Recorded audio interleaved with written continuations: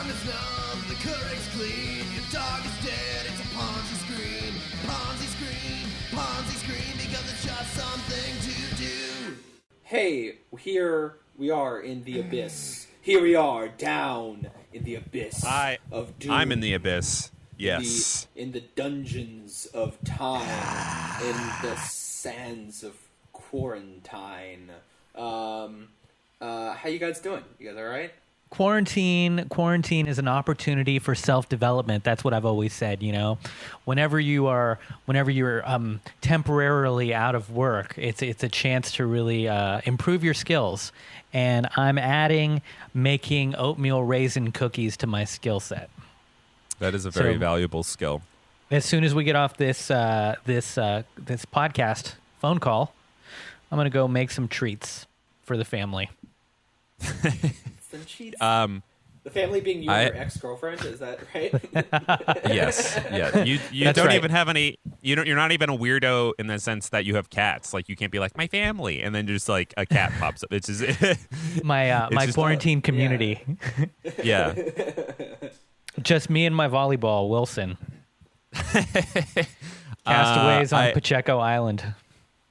Yeah, I have to say, everything that you guys have experienced is literally the opposite of what I've experienced. I've been outside every single day. Wow. I have been out in the world. I've been delivering things. It has been, and I have to tell you, I can see why people would go crazy otherwise, because the first week that like the kind of like informal quarantine happened in New York City, I was definitely feeling weird, but then I just had to go outside because of my bike messenger job and my delivery job, and feels great, dude. Yeah, it's super tight. Also, there's nobody in Manhattan. It's like it's like you could just like it's like quarantine from what? Because there's like I could like ride the opposite direction on Fifth Avenue for streets at a time and not see a single car. It's really wild. From what I understand about Manhattan, it just reminds me of that one Onion article that was like, everyone realizes New York fucking sucks and leaves. Do you guys remember that one? Do you know what I'm talking about? Or they're like, no, but I just imagine Danny as Will Smith in I Am Legend. Yeah. Just like Dude, whenever I get down my favorite, and what I contend is the best Onion article. I always think about it, and the headline is just "Flying Squirrel Loves It Every Time." That's the best one. It's the best one. It's really great.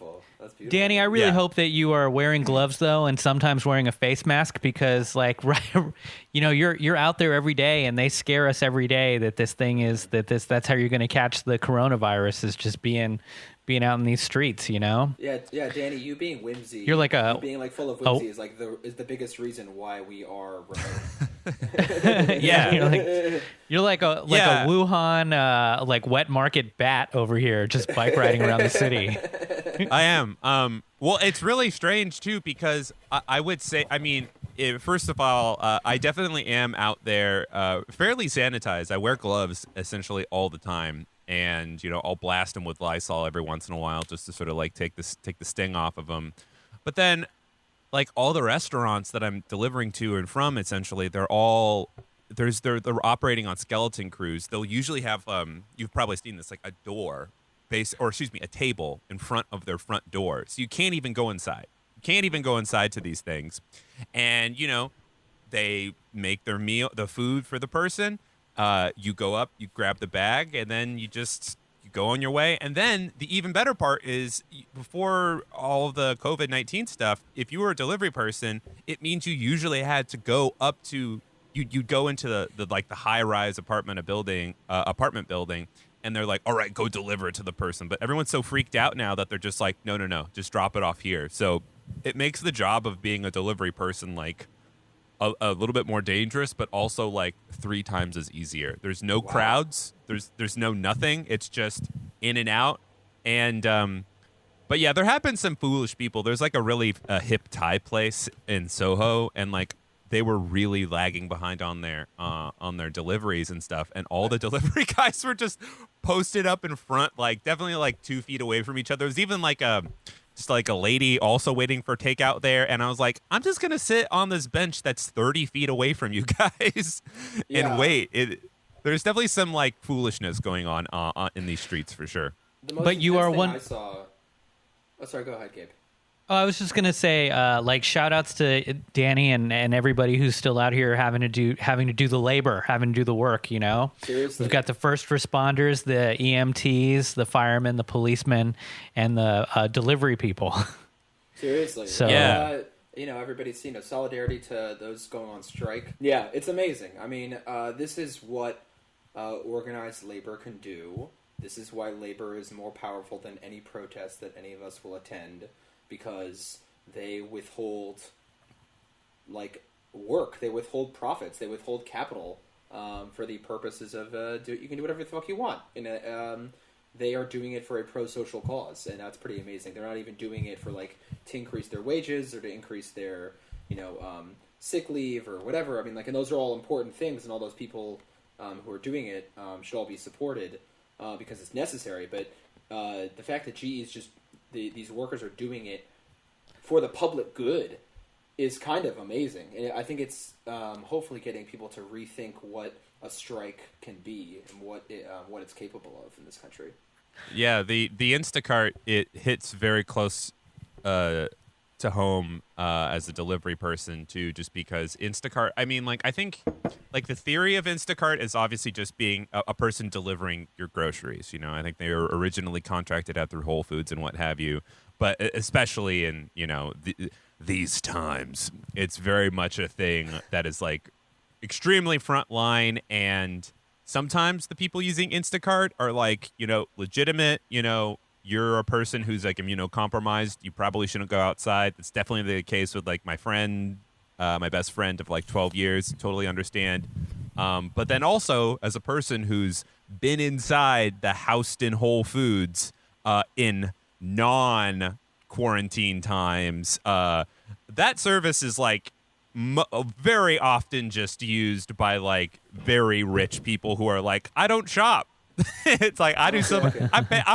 I pay someone to shop for me, and now they're demanding the same service, but when it's physically dangerous to go outside. So, yeah, that's awesome that they're doing it. It's very cool. Yeah, too drunk to fuck, too rich to shop.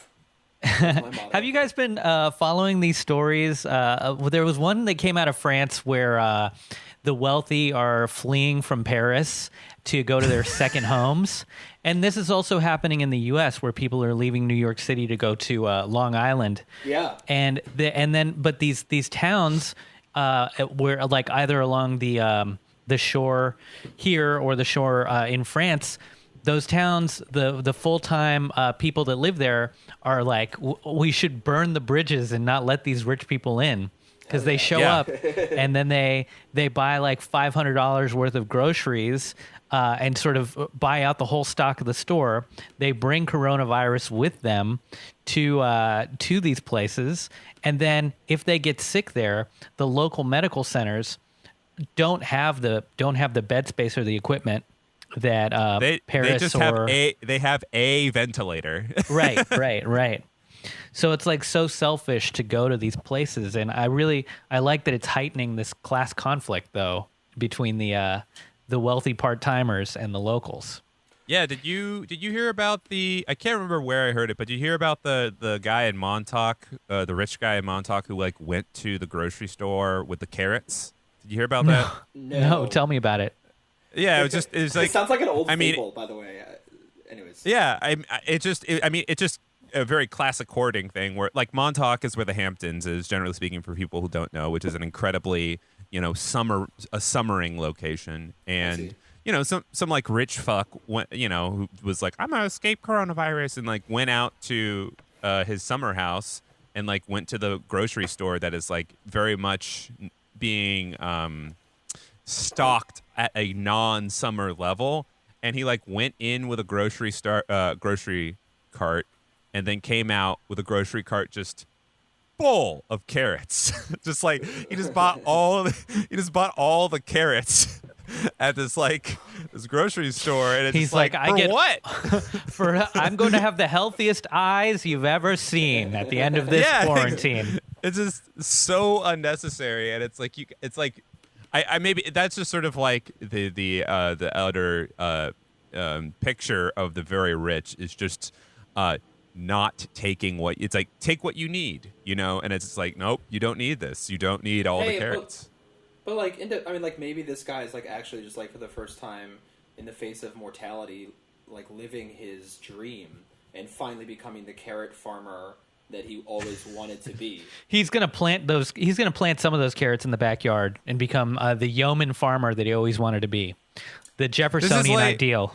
Yeah. Yeah, it's like this is the opposite of colloidal silver guy, but instead of turning blue, he just turns like very orange.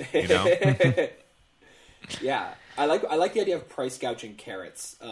Just like really specific things to fuck people over during the apocalypse, and I think it comes back to a constant theme in the Ponzi scheme universe, which is finding more creative ways for billionaires to spend their money. I think one thing that we suggested in a prior episode was just buying every used book that came out, or just if you're a billionaire, like why not just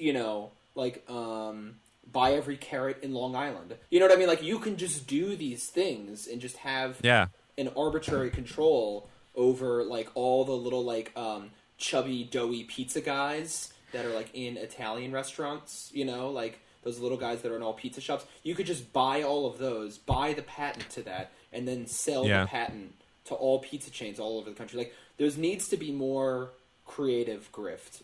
That's right. We'll just create an artificial scarcity for all carrot cake. Yeah. You just can't find it at any bakery after this. Yeah, well, that's what it would be. It would be carrot cake and then just stews and salads. I think that's what it is. You're just a guy with like a big pot like running around, just like, oh god, like just like it's like there's no more. You really can't. I need a carrot, right? To something to sweeten my Guinness beef stew. Yeah. It's they could do all those things. I really do love the idea of somebody buying all and then copyrighting the like mwah guy at every pizza place. That's really lovely to me, I think that there's a lot of different things that we can really do, but one thing that the government could do is be the sole owner of $2 trillion coins. Oh, and it would be great. It would be great. You could make so much money off of that, and you could give that to people. This is something that was brought up last week by Rep. Rashida Tlaib from Michigan, friend of the pod, and she basically had this idea to just give people a debit card with $2,000. This is the kind of universal basic income idea, to just give people money, nothing else, and you just give people a debit card that reloads every month with $1,000 until 1 year after the end of the coronavirus crisis. This did not happen.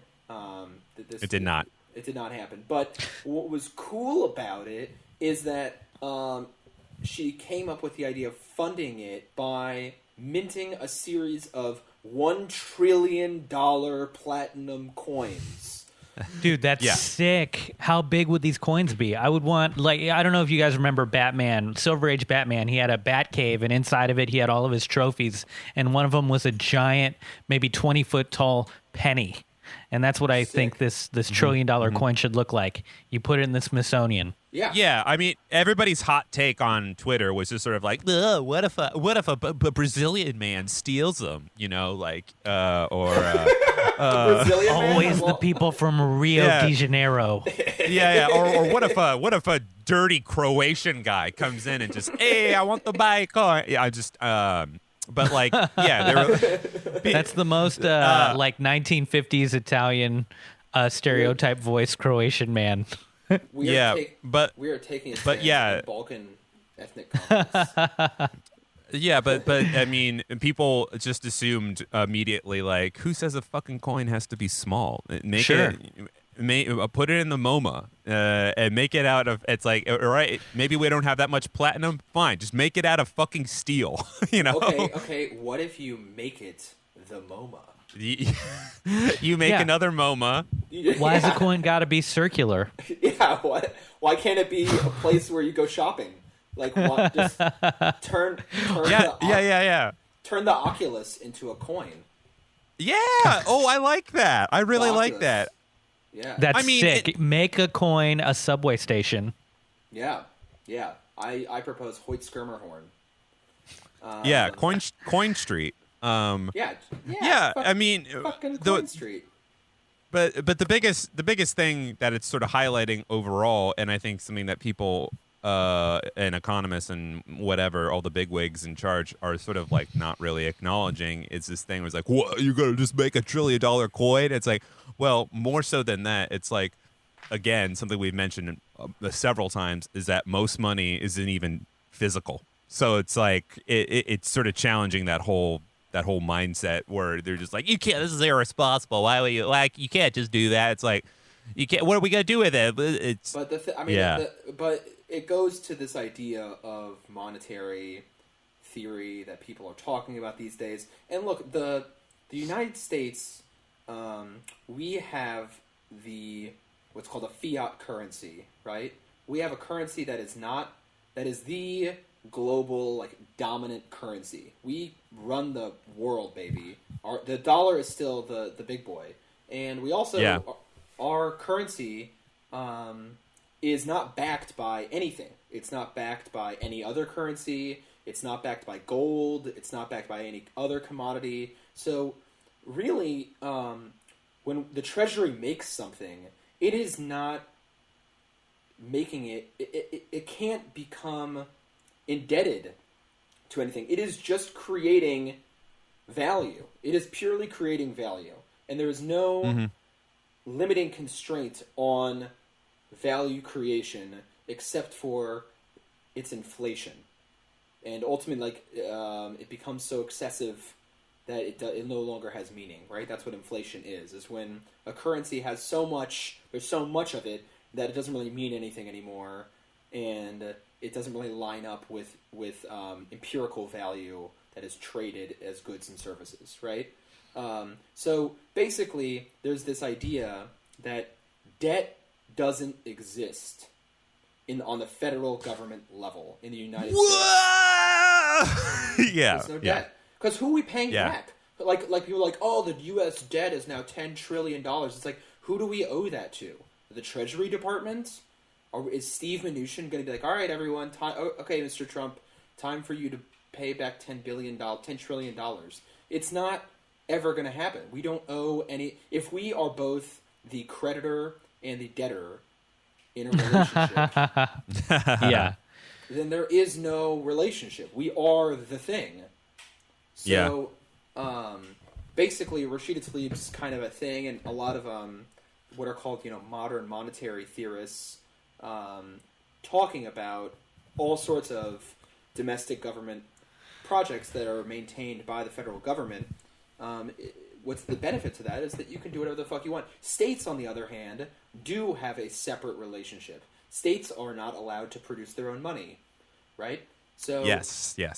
So we're like, so states have a different relationship, and other countries can't do this either, right? This is specifically a thing that the U.S. federal government can do.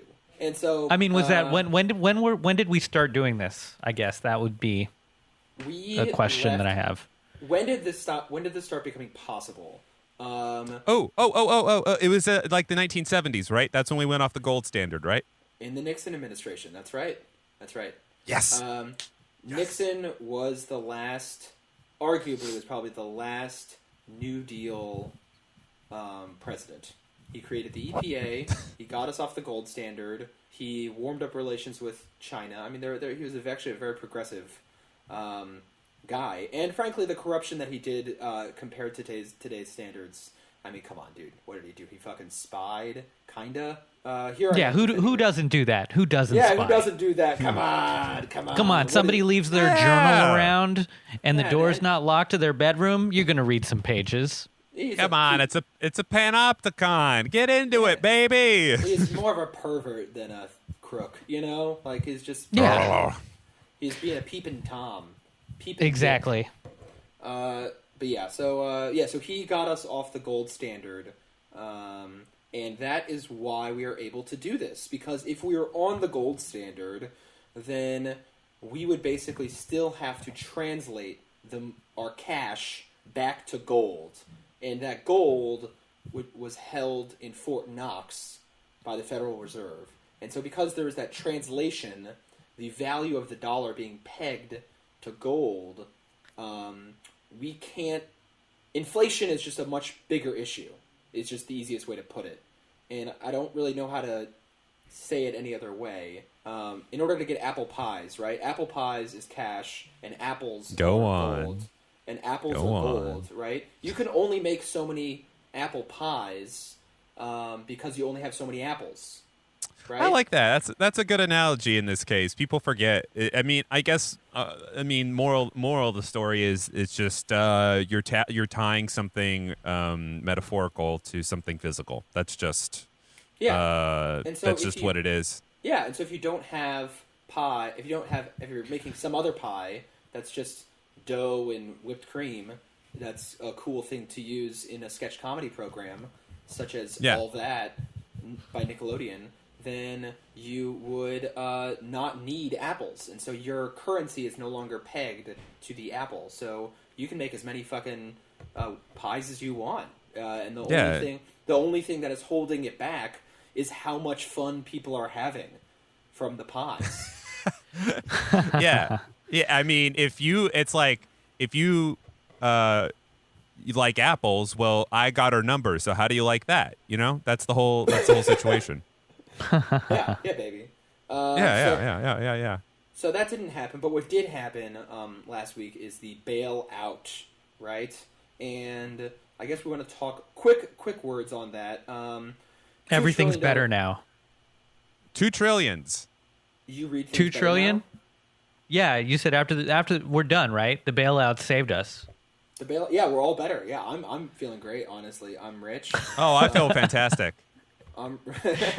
I'm fucking rich, bitch. I'm bailed. You feel bailed?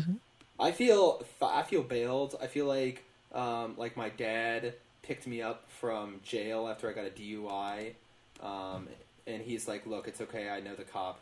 But so anyway, so the thing is that there's a $500 billion distressed business fund. Okay, so this was kind of a contention. And a lot of people didn't like the bailout because it had this, okay? And there are journalists like Matt Stoller who basically were like, Bernie is a stooge. Bernie's the worst because he supported this. AOC said that it was evil and horrible. The Senate Republicans basically said that it was going to be an unlimited discretionary fund for any business that is struggling, such as like airlines. Okay, that's like the most obvious one. So basically, it would be overseen by Steve Mnuchin, but after criticism, in part thanks to Senate Democrats, Republicans agreed to add on congressional oversight and said basically had the Inspector General be able to like add further controls, and the Inspector General's in the executive branch. So wait. The guy who nobody likes has a guy who's also in that same branch who's gonna totally do a fair and equitable oversight over. Well, actually, before we go any further, just so we can clarify, because this was a question that I had, was so I know it seems like Bernie voted for it, but did AOC vote for it? I forget. She did. But because that was a question I had and something I was wondering up this entire time was like, is Bernie going to be the sole nay or is AOC going to be like, one of the people who says no? But I don't know. It seems like nobody gave a shit. Like everyone was just like, nope, universal. I mean, I think that it's worth pointing out, and both of their voting records demonstrate this. And this is something that like no one really, people on either side, no matter how you feel about Bernie and AOC, they don't really want to like point this out. But really, Bernie and AOC's rhetoric is a bargaining chip. This is what is used as an opening gambit. Okay, we are going to try and be as progressive and working class and supportive of the working class as possible. We're going to do something as much as we can, but ultimately, they will take an incremental improvement when they can get it. But it's all about creating leverage and creating a sort of like bargaining posture. So if you like walk into, let's say you're like bargaining with someone who's selling T-shirts in Central Park, you say, "I'll give you $3 for it," and they're like, "Go fuck yourself," and they'll be like, "Okay, fine, $4," and then you finally bring it down to like that. That's the way I see it. So, anyways, their speeches were very nice, and what it did was it in part, thanks to some of the work that Senate Democrats did, they gave the Inspector General power to report back to Congress on information in the fund, including the nature of the loan and its recipients. It has the power to make informational requests from other agencies. It is required to let Congress know if those requests are blocked.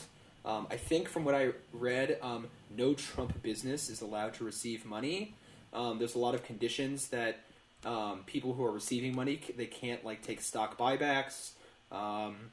There's a lot of like restrictions on what they can't. I don't think they can give dividends to their shareholders. I think there's a lot of restrictions on what a business can do. And then there was some signing statement, basically, that the Trump administration used. So a signing statement is like, it's a thing that the president does when they're signing a bill and turning it into law. And it is basically their theory as to how they're going to enforce the law. Because the president has enforcement authority, right? And he's going to say, okay, well, I'm going to enforce it this way. And that's what a signing statement is. And so his signing statement said, "I do not understand and my administration will not treat this provision as permitting the Inspector General to issue reports to the Congress without the presidential supervision." Wait. Oh, wait, what? He just first of all, I want to let the listeners know that I just put on some very cool sunglasses. I wanted to throw David off a little bit. Baby, you look great. I know. I look like the Central Park T-shirt guy right now. I'm gonna be real with you. You threw me off. You threw me. I know. Yeah. But so wait, did he basically just say in his signing statement, "I do not know what's going to happen, and your guess is as good as mine"?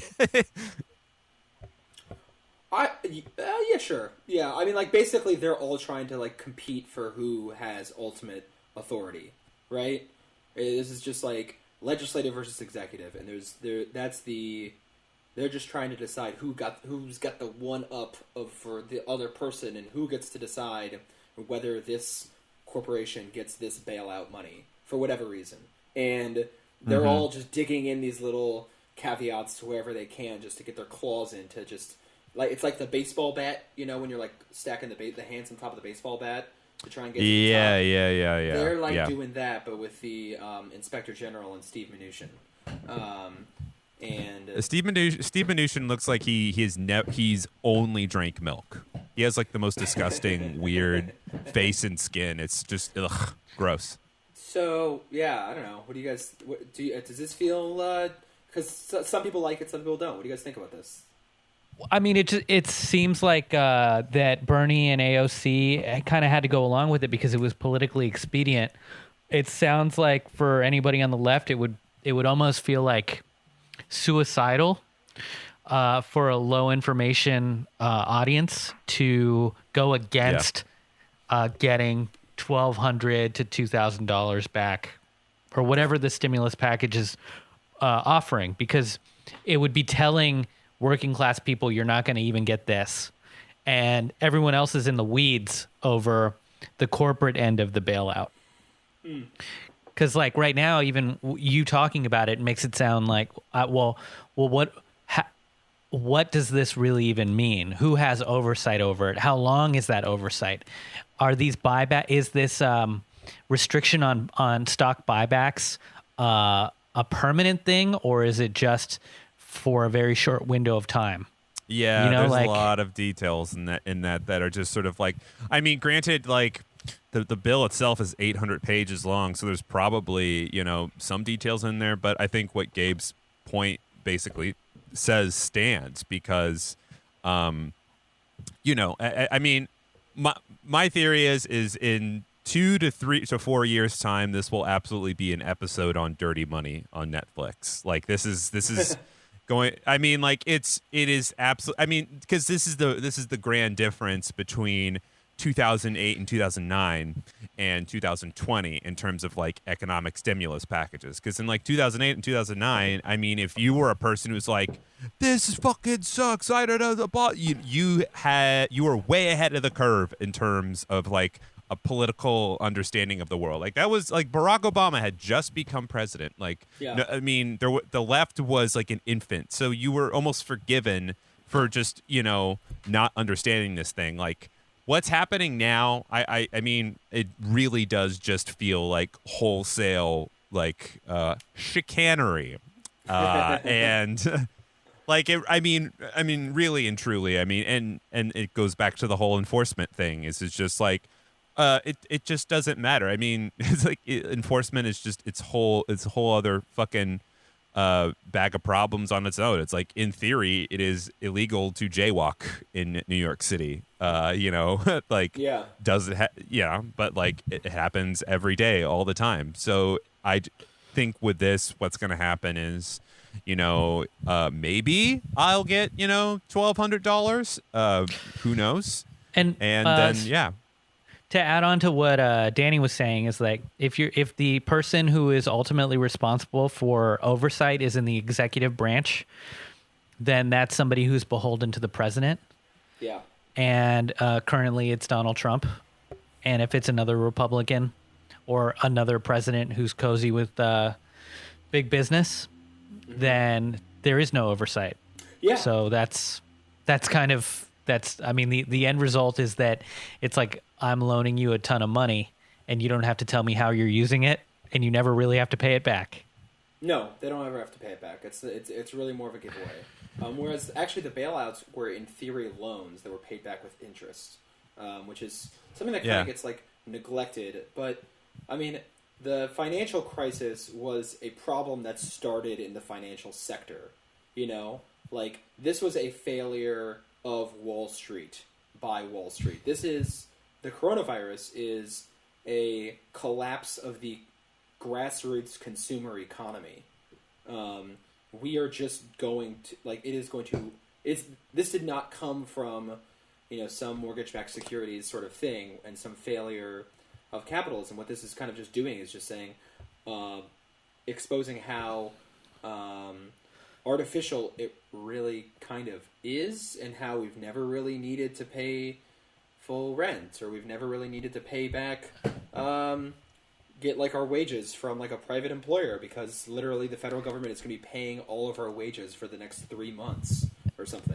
I'm Right. serious. That's part of the stimulus as well. I mean, we are literally going to start getting checks from the federal government that's just paying our wages. It's like, why have we been doing any of this? Like, none of this means anything. This is all $1 trillion coin.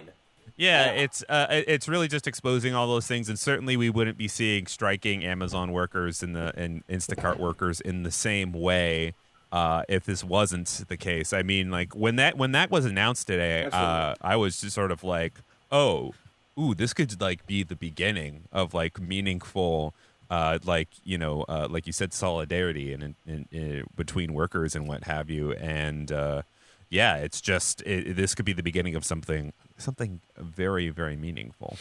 Yeah, I agree with Danny. I mean, like, basically this is exposing so many things that could lead to possibilities.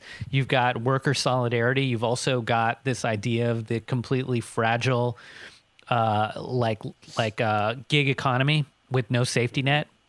It's also exposing the lack of health care that migrant workers are getting, people in prison, and our giant homeless population, both homeless people who are in shanty towns all over the country and homeless children that are stuck on the opposite side of the digital divide. Like all classes are being taught online right now, and none of the teachers who are teaching those online classes have had any training to do this. And a lot of the students that are at home right now who are supposedly getting online classes don't have computers. Wow. Or That's any a of good the point. Man, that's a good point. So all of these things are being exposed, and so I'm very optimistic that if there are charismatic enough people out there to talk about these things and to get people to think about their collective disenfranchisement, we could really get some great gains coming out of this pandemic. I actually kind of agree. I think that this is a bit like chaos is a ladder kind of a thing. And I think that all right, Littlefinger, my man. Yeah. No, I mean, I think that this is... And the fact that, like, the United States is really going to be the nation that will stand out amongst the rest as handling the coronavirus the worst. We will handle it the worst. Yeah, we are the wackest of the pack.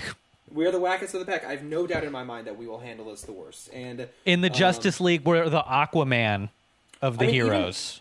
I mean, even Meghan McCain posted recently. She's like, "This just bursts a bubble in my head as me thinking that America was the greatest nation on earth." And it's like, if we can convince Meghan McCain, radicalize Meghan McCain, like if she all of a sudden is woke, then like we got it. I think that you don't really need. I mean, as much as like we want Bernie to be president, like you don't need elected officials to stage like a real grassroots mass action. Like as soon as we have a general strike, which I think could happen in the next month, I think is a very likely thing to happen. It could happen. Yeah, as soon as there is a mass strike, you just say, mass strike, we will not, nobody in this country will go back to work until there is Medicare for all and a Green New Deal. Done. We will get both of those within 2 months of those things happening, and Trump will still be president. This will be like, you could get those things. We can get those things. You do not, like, think about the teacher strikes. Those are in Oklahoma and Kentucky and West Virginia and Arizona. You do not need Democrats. You do not need progressives in elected office to get what you want as a worker. Oh yeah, and like that's one of those sort of like things where it's like, oh my God, but do you really want Donald Trump to be the person who accomplishes these things? And I was like, I don't give a shit about what or he does or doesn't accomplish. If you're telling me the trade-off is Donald Trump gets to be president for 4 more years, but there's we get like all these things through this massive traumatic event, it's just sort of like, oh fuck, oh yeah, of course. And it's not one of those things like Obamacare that you can pick apart as easily, because Obamacare was just fucking shoved down everybody's fucking throat so hard that like ever since then it's just been sort of nitpicked away and stuff. But like if Medicare for all or anything meaningful actually just got like enacted during this presidency, that is a trauma bond. Everybody would just be like, no, you can't fucking take that away. Remember when we were all dying? It would just, I mean, maybe I'm being a little optimistic about, what people will or won't do, but I think it's way more meaningful anyway. Well, maybe it creates this pandemic creates a new reality where the scientists will be listened to because they've constantly been saying that this is inevitable, that it's going to happen again. It's not if, it's when. And now that's really come home to roost, because we've had scares like SARS and Ebola and the swine flu, but none of that really took off the way this did. The last time we had a huge pandemic like this was the Spanish flu of 1918. That was global like this. But so we've been long overdue. for something like this. And if Yeah, if people can keep this sort of fear in their memory, like there's a whole generation of little kids that are having an unprecedented situation where they're quarantined at home, and a whole generation of parents traumatized by having their kids at home every day like this. Yes. Absolutely. I mean, if there's so think about the things that have happened in the past 12 years that have made us basically completely like pierce the bubble of what of the myths of America, right? The financial crisis and the bailouts, the election of Donald Trump. I would say something like Jeffrey Epstein, and now this. If those sorts of things don't get to you, then you're probably going to be one of those people who is like going to go to Liberty University during the pandemic and get it anyways. You know, like there are just people who will. I don't know. I mean, I don't see how this could not wake you up. You know. Well, what's wild about this, whereas like when you take a lot of other illnesses or diseases, you can stigmatize a small community for that. Like let's say with HIV, like at first it was like gay people were stigmatized for it, and then it became a disease of minorities or the poor or drug addicts. But coronavirus or COVID-19 affects. It's a disease of the affluent as much as anybody else. Like, who are the people spreading it around the world? It's jet-set affluent people. You have people Johnson going to these. And Bolsonaro. Yeah, Prince Charles has it in England. So I have it from a source. This is like a 4th degree removed. That someone who works at Fox News told someone that I know that that Donald Trump does have coronavirus, and they've been hiding it. And that would not surprise me at all. Anyways, I didn't mean to interrupt you, Gabe. Go ahead. No, not at all. But that's the thing is like this is a disease that ties the classes together more tightly, and it collapses that hierarchy. And it's these things that scare the wealthy into seeing their commonality with everyone else that will bring about universal protocols for everyone's safety. Mm-hmm. I mean, it basically has to be to a point where you need to threaten the ruling class with, like, communist revolution, or they need to pass these things. I mean, that's, like, what it will take to get even a public option passed in this country, I swear to God. Like, that's how intransigent certain members, certain, like, sectors of this country are about collective action. To admit that climate change is real. You know what I mean? Like, it would take... I mean, like, there's just... There is there you need to have someone like Rush Limbaugh die from coronavirus, and like, you know, like well, you can only hope. It's like really hit home for certain swaths of the populace, but you know, like Rupert Murdoch to die from coronavirus or something like that. I mean, certainly would be like a nice thing for all of us to celebrate. But like, what is going to take Henry Kissinger out? Now, it'll be me driving a bus. Like that's what's going to take Kissinger. A parody, but anyways, yeah. No, I fucking that guy's. We in, know like, that's a joke, Danny. All you got is a bicycle. Yeah, bro. Yeah. For the NSA out there listening, if you took that seriously before Danny said parody, you're a fucking lunatic. You think I could like take care? You think I could commandeer a New York City bus? That shit, you know, those things are being boarded up right now. You got to enter through the back, even. But we should move on because there's a couple more things that we need to talk about. First one is this insider trading thing. I think we should just mention it, talk about it. What the hell is it? It's so what it is. It's so funny. It's the funniest shit that's ever existed. It's hilarious. It's so hilarious and obvious. They're not even trying. Yeah, dude. What happened, guys? What happened? I mean, it was like, I mean, okay. Actually, this is good because I don't even know the full details of it, but I know what happened. Where it was a bunch of like. Somewhere between 4 and 6 Congress people basically dumped and or bought incredibly prescient stocks just before Corona hit, inflating their net worth, you know, somewhere between like $100,000 or several million, depending on the person. And it's so obvious that everyone is just sort of like, oh, this is fucking dumb. This is so stupid. So this is the type of stuff that got Martha Stewart sent to prison, Yeah. right? Yes. But Yes. So these Congress people. She was not in a Senate a Senate committee getting briefed on the coronavirus.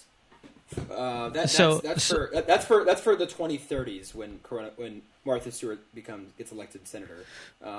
So what she did was pretty negligible. If we're all just playing roulette. Like these are policymakers. These are policymakers that we have given, we've elected into positions where they are supposed to be looking out for our best interests, and they hear over a month ago that this is going to be a big deal. Coronavirus is gonna have a huge impact on the economy, and they sell all of their stocks in the sectors that are going to be affected, and then invest in the sectors that will benefit.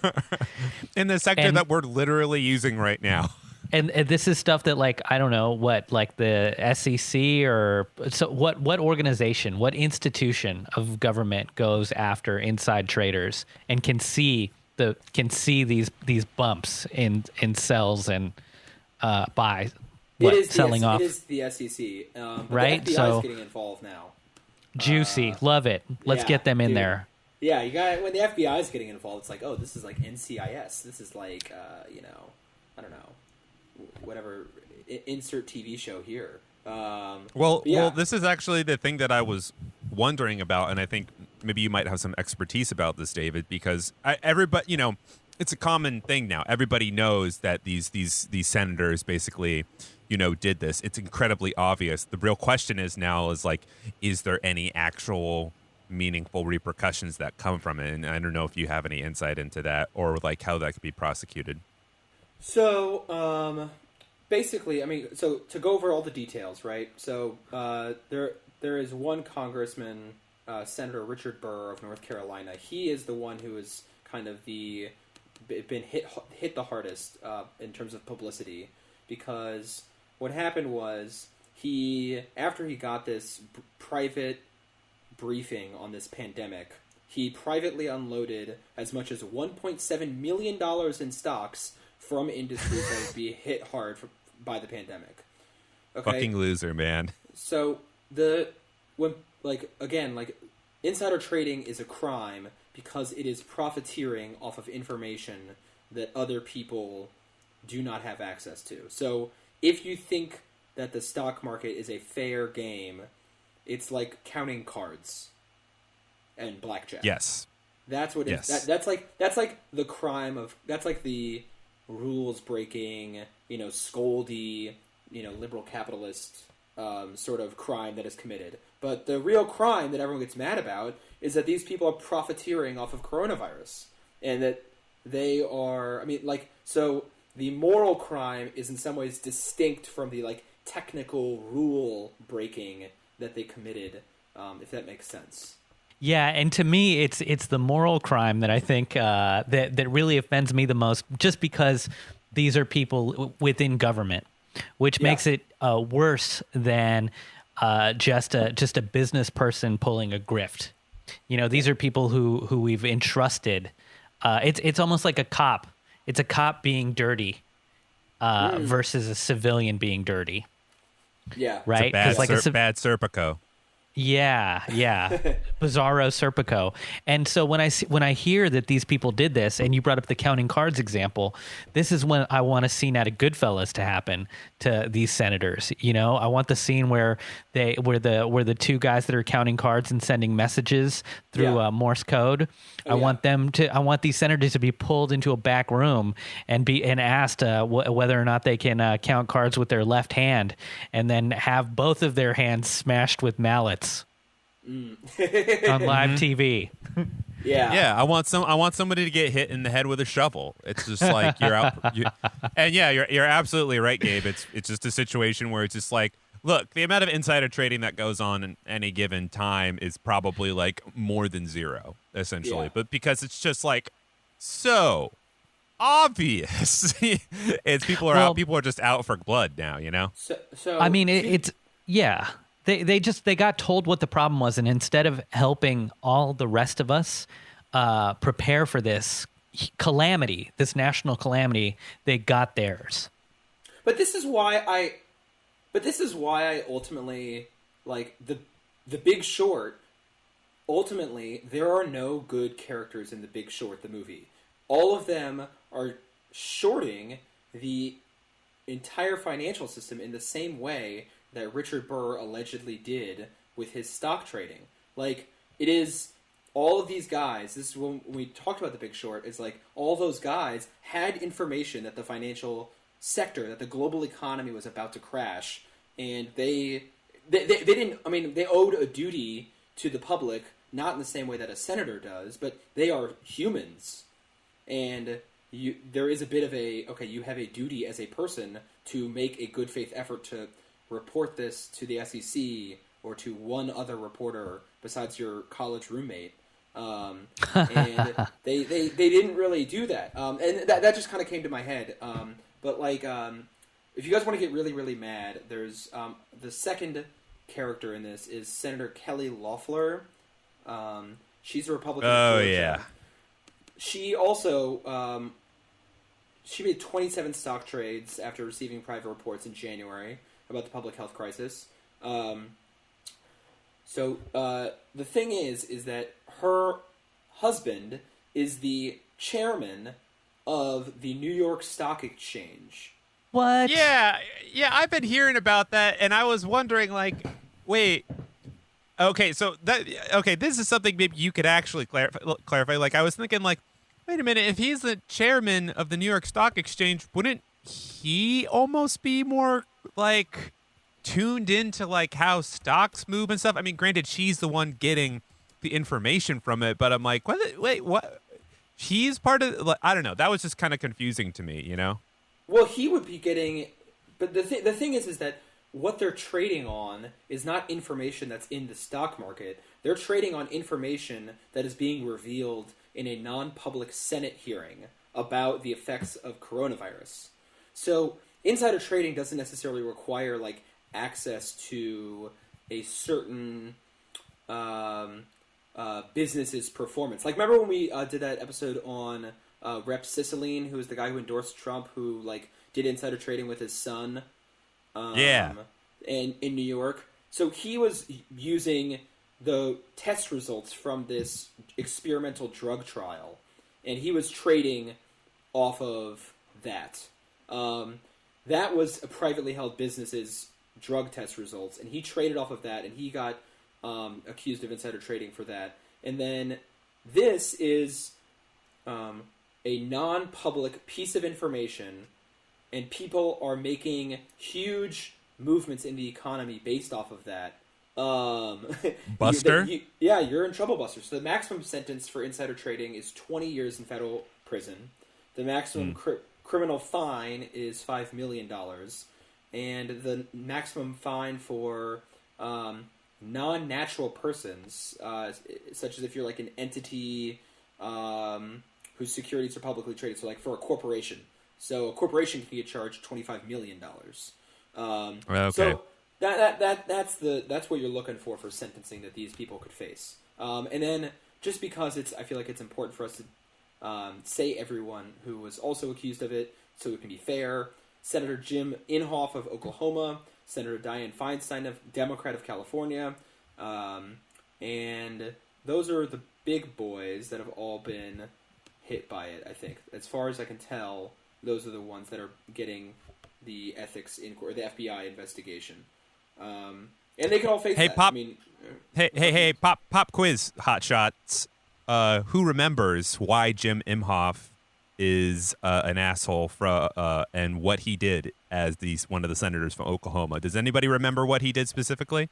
I know, maybe. I know. David might know. Gabe, do you remember what James Imhoff did? No, but I just remember him from some creepy documentary on Netflix called The Family, which is all about right-wing Christian like boys clubs that have infiltrated all of Washington D.C. political circles. Boys club. Yeah, no, that is also true. David, what do you think he did? I think what he did was he threw that snowball in a climate hearing. Was he the snowball boy? Yep. James Imhoff, he is the snowball guy who brought the snowball into the halls of Congress and said, "How can there be climate change when I've got a snowball right here?" He was that guy. And also, my dad is from Tulsa, Oklahoma, and actually knew James Inhoff's son, oddly enough. So he knows he's met. I think he's actually met him, and he knows the Imhoffs. I mean, he doesn't like them, but he's just like they are.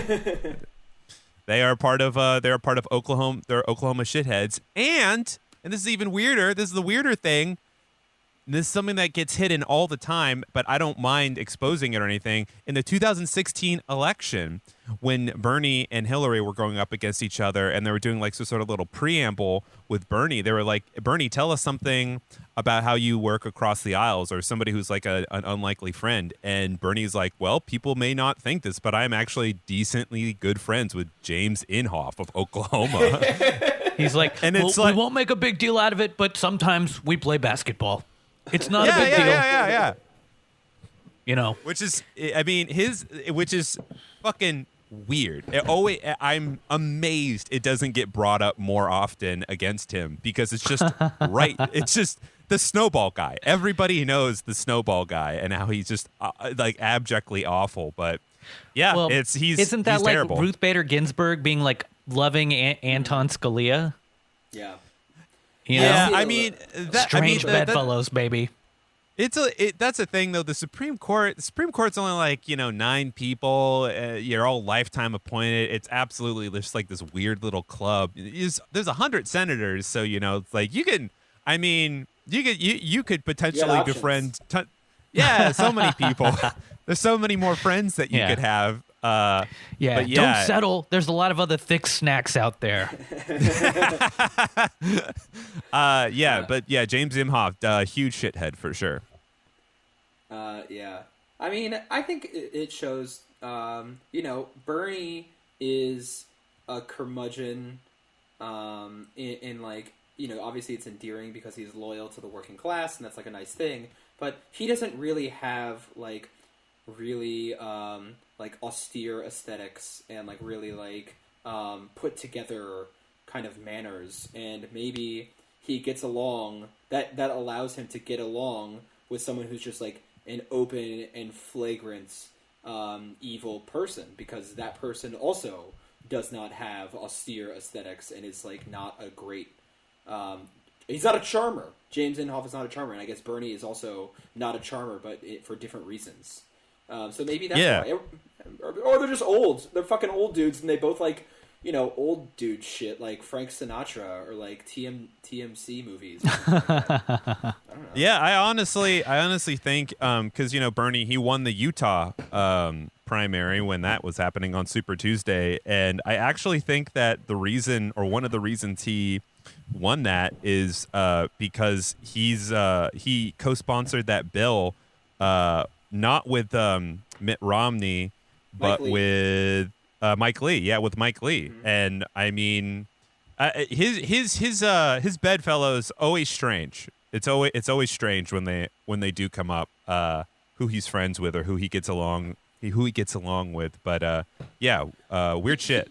He does this thing where, like, personality-wise, I think that, like, a lot of politicians make the mistake of trying to be everyone. Like, when, like, Pete Buttigieg goes to, like, the South, all of a sudden he has a Southern accent, and then when he goes to South Carolina, he all of a sudden talks like Barack Obama, and then, like, when he, he just, like, or Hillary Clinton was very famous for doing the same thing, of, like, picking up accents when they go Love somewhere. a code switch. Love it. Yeah, Mm-hmm, yeah. mm-hmm. And, Bernie is one of the, personality-wise, he has had a Brooklyn accent from the 60s since he left it in the 60s. Like, he hasn't lived in Brooklyn for decades, and he doesn't have a Canadian accent. Can I tell you, I have a friend. This is a Bernie anecdote. I have a friend, and she was like, "Oh, I love it. I'm off put. I'm off put by Bernie, right? And his finger wagging and how rude he appears."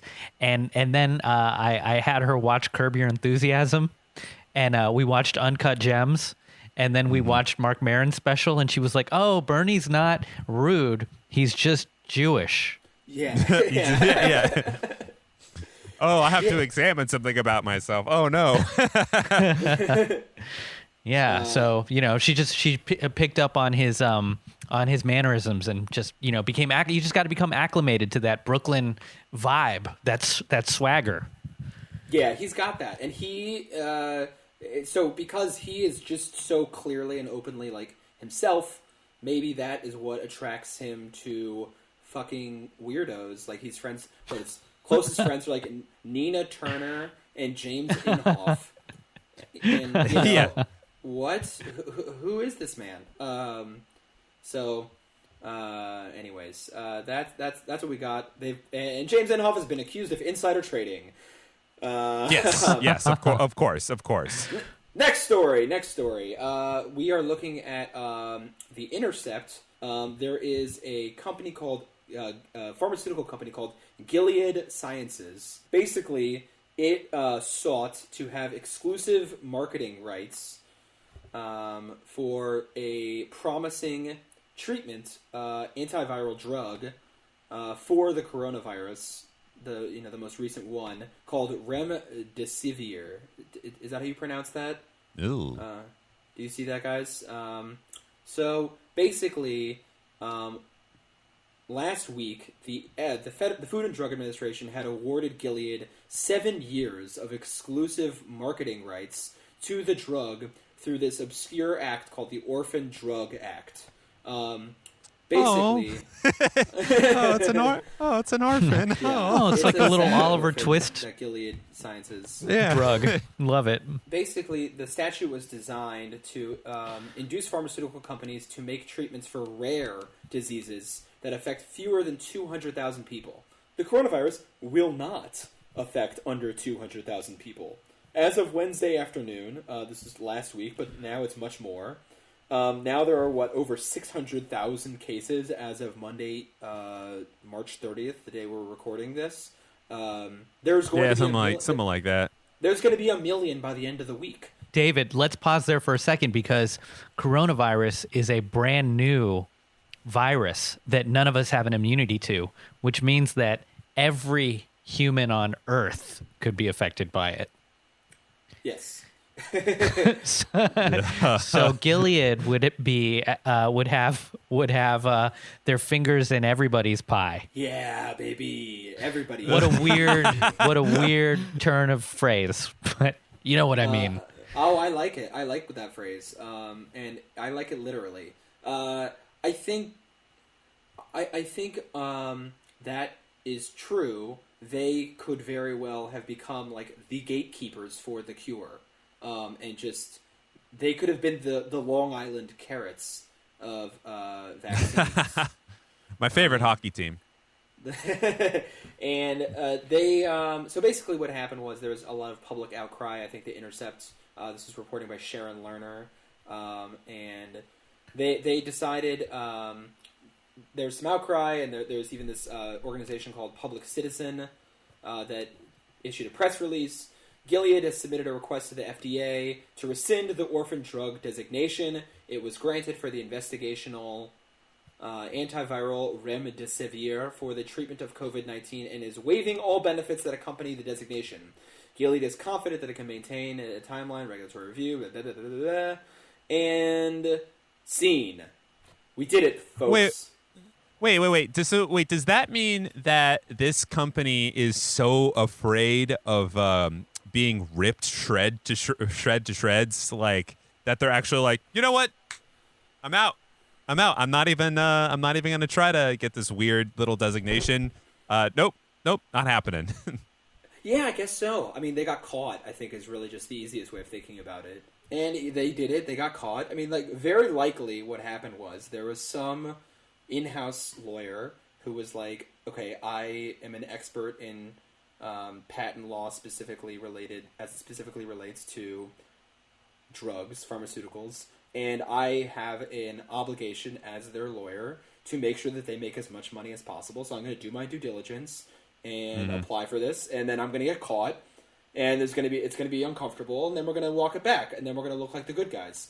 And the thing is that what's interesting, there is also another obscure law, because the thing is that everyone's very concerned that Gilead is still going to price gouge in some way, even though they're not relying on this like crazy generous intellectual property rights for this like orphan drug law or whatever. They are still concerned about price gouging because Gilead has a history of price gouging from the AIDS crisis, and it has a history Oh no! and Hep Oh C no! epidemics. Yeah. So they people they've done it before, and so people are worried that they're going to do it again. Stuff. I mean, look, this company is valued at $100 billion. Whoa! Yeah, so they created this preventative HIV drug, Truvada, that costs $6 to manufacture. It costs almost $2,000 a month in the United States. God damn. Truly. God damn. Truly. Oh yeah. man. That's so bad. The Magic the Magic Johnson South Park joke is like becoming as real as it can be. If you guys remember that episode. Do you guys remember that episode of South Park? It's just where do they just sort of like grind up money and then inject it into them or something? I feel like that's it, right? Yeah, that's the joke. Yeah. Like Magic Johnson finds a cure for AIDS, and it's just like $1 million liquefied and injected. Yeah. Yeah, that's right. Yeah. And that cure was invented by Gilead Pharmaceutical. And yeah, so basically there is people still have a little bit of faith that even though they're concerned about price gouging because Gilead has done this in the past, there is this section of the law that gives the government the right to override a patent at any time as long as the company receives reasonable compensation. So this is the equivalent of eminent domain. It sounds like it, actually. Yeah, so you guys know what eminent domain is?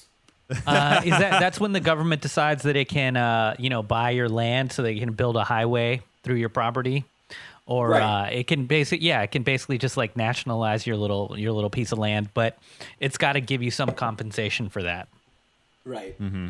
Whatever the market value is that they determine. Right. Unless you're a black neighborhood in the 1950s and you have to build the highways. And then that number can be nothing. Yeah, that is another conversation. Shout out to the Rondo neighborhood in St. Paul, Minnesota. But the Section 1498 basically allows for eminent domain over intellectual property for patented products. So there is some hope out there, guys. Gilead Pharmaceuticals, they're the. I think that you could say that they're the baddest boys on the Ponzi screen that I've encountered. Yeah.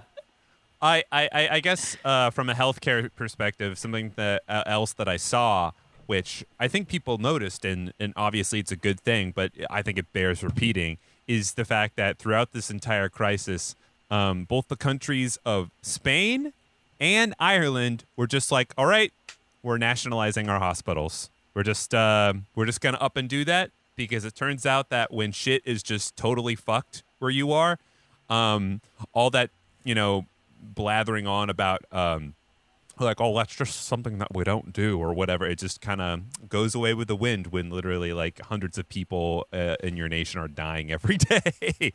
Particularly so with Spain.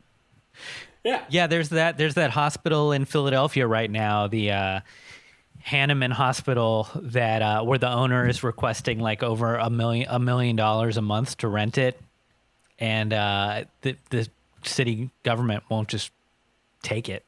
When that's what I would do, just nationalize the hospital.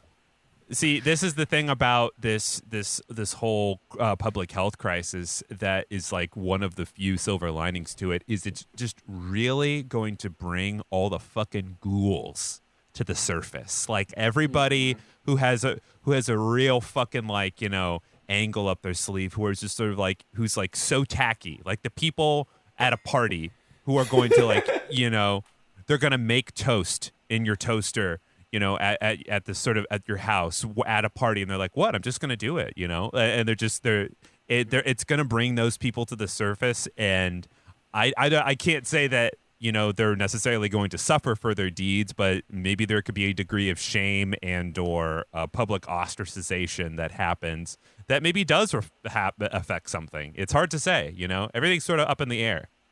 Yeah, man. Honestly, yeah.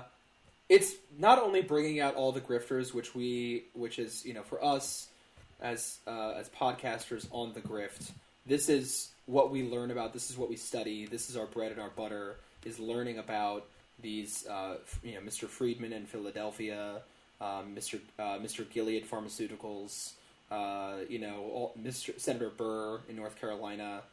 All of these folks are what it's all about for us. But it also reveals really how meaningless our financial system and our economy is otherwise, because we're seeing $2 trillion being spent. Oh, the deficit never meant anything. People are nationalizing hospitals. Oh, we've always been able to do that. Not all of the, all the limiting constraints in our lives are not very much. That's all I have to say about that. Or we could have had all the COVID tests. We could have had tests for coronavirus if we'd taken them from the World Health Organization. But for whatever reason, our government said, no, we've got to make them. We've got to get them outsourced to some our own company, which fucking dropped the ball. Yeah, there's a